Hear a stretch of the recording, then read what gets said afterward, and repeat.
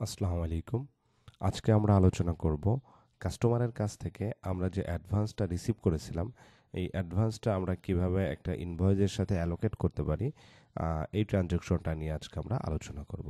তাহলে আমরা শুরুতেই দেখে নিই যে আমরা কাস্টমারের কাছ থেকে কি পরিমাণ টাকা আমরা অ্যাডভান্স রিসিভ করেছিলাম। তাহলে আমরা যদি ব্যাংকের অ্যাকাউন্ট ট্রানজ্যাকশন অর্থাৎ ব্যাংক রেজিস্টারে যদি চলে আসি, তাহলে আমরা এখানে লক্ষ্য করলে দেখতে পারবো যে ব্যাংকের যে ট্রানজ্যাকশনগুলো আছে এই ট্রানজ্যাকশনগুলো দেখেন নভেম্বরের 1 তারিখে ব্রান্ডনের নিকট থেকে আমরা 2000 টাকা অ্যাডভান্স রিসিভ করেছিলাম। তাহলে ব্রান্ডনের নিকট থেকে যখন আমরা অ্যাডভান্স রিসিভ করেছিলাম, তাহলে আমরা এই 2000 টাকাটা আমরা একটা ইনভয়েসের সাথে কিভাবে অ্যালোকেট করতে পারি, এই টপিক নিয়ে আমরা আজকে আলোচনা করব। তাহলে আমরা শুরুতেই চলে যাব সেলস থেকে সেলস ওভারভিউ। এরপর আমরা চলে যাব নতুন একটা ইনভয়েসে। তো আমরা যদি নতুন একটা ইনভয়েসে যদি চলে যাই, তাহলে শুরুতেই আমাদের কাস্টমার সিলেক্ট করতে হবে। তাহলে আমাদের কাস্টমার ছিল কি? আমাদের কাস্টমার ছিল ব্রান্ডন। তাহলে আমরা ব্রান্ডনকে কাস্টমার হিসেবে সিলেক্ট করলাম। আমরা প্রোডাক্টটা নিব কবে বা ইনভয়েসটা করব কত তারিখে? আমরা ধরে নিলাম যে নভেম্বরের 10 তারিখে। আচ্ছা, বাকিগুলো অটোমেটিক ফ্লাপ হয়ে যাবে। এরপর আমরা কি কি প্রোডাক্ট সেল করব, সেই প্রোডাক্টগুলো আমরা এখানে সিলেক্ট করব। তো আমরা ধরে নিলাম যে 2টা প্রোডাক্ট আমরা সেল করব। 2টা প্রোডাক্ট আমরা সিলেক্ট করে নিলাম। এই 2টা প্রোডাক্টের কোয়ান্টিটি কত হবে? আমরা ধরে নিলাম যে এইচপি এলিট হবে 10 পিস, আর এইচপি এলিট বুক হবে হচ্ছে 12 পিস।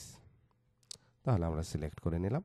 এরপর ভ্যাট আমরা সিলেক্ট করব। তো এইচপি এলিট আমরা ধরে নিলাম যে 20%, এইচপি এলিট বুক এটা আমরা ধরে নিলাম যে 5% ভ্যাট অন ইনকাম। আচ্ছা, তাহলে আমাদের সমস্ত কিছু ফ্লাপ হয়ে গেল।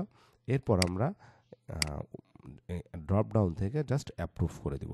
যখন আমরা অ্যাপ্রুভ করব, তখন জিরো নোটিফিকেশন করে দিবে যে ব্রান্ডনের নিকট থেকে 2000 টাকা আগে থেকেই রিসিভ করা ছিল। তাহলে আমরা জাস্ট এটা অ্যাপ্লাই ক্রেডিট করে দেব। আমরা যদি অ্যাপ্লাই ক্রেডিটে ক্লিক করি, তাহলে এখানে অপশন চলে আসবে তুমি কত টাকা অ্যালোকেট করবা। আমরা টু অ্যাপ্লাইতে গিয়ে 2000 লিখে দেবো, আমরা যে টাকাটা অ্যালোকেট করব। এরপর আমরা অ্যাপ্লাইতে ক্লিক করব। যখন আমরা অ্যাপ্লাইতে ক্লিক করব, আচ্ছা, তখন আমরা দেখতে পারবো যে আমাদের যে প্রিপেমেন্ট করা ছিল 2000 টাকা, এই 2000 টাকা কিন্তু আমাদের এই ইনভয়েসের সাথে অ্যালোকেট হয়ে গেল। তাহলে আমাদের ইনভয়েসের ওভারঅল প্রাইস ছিল 6810 টাকা। আমরা যদি একটু লক্ষ্য করি, আমাদের ইনভয়েসের ওভারঅল প্রাইস ছিল 6810 টাকা। 2000 টাকা আমরা অ্যাডভান্স রিসিভ করে রেখেছিলাম। এই 2000 টাকা মাইনাস করার পর আমরা এখন 4810 টাকা এই ইনভয়েস থেকে আমরা ডিউ থাকবে বা ইনভয়েস থেকে আমরা রিসিভ করতে পারবো। তাহলে এভাবে যদি কোনো কাস্টমারের নিকটে আমরা অ্যাডভান্স রিসিভ করে থাকি, তাহলে সেই অ্যাডভান্সের টাকাটা ইনভয়েসের সাথে আমরা অ্যালোকেট করে দিতে পারি।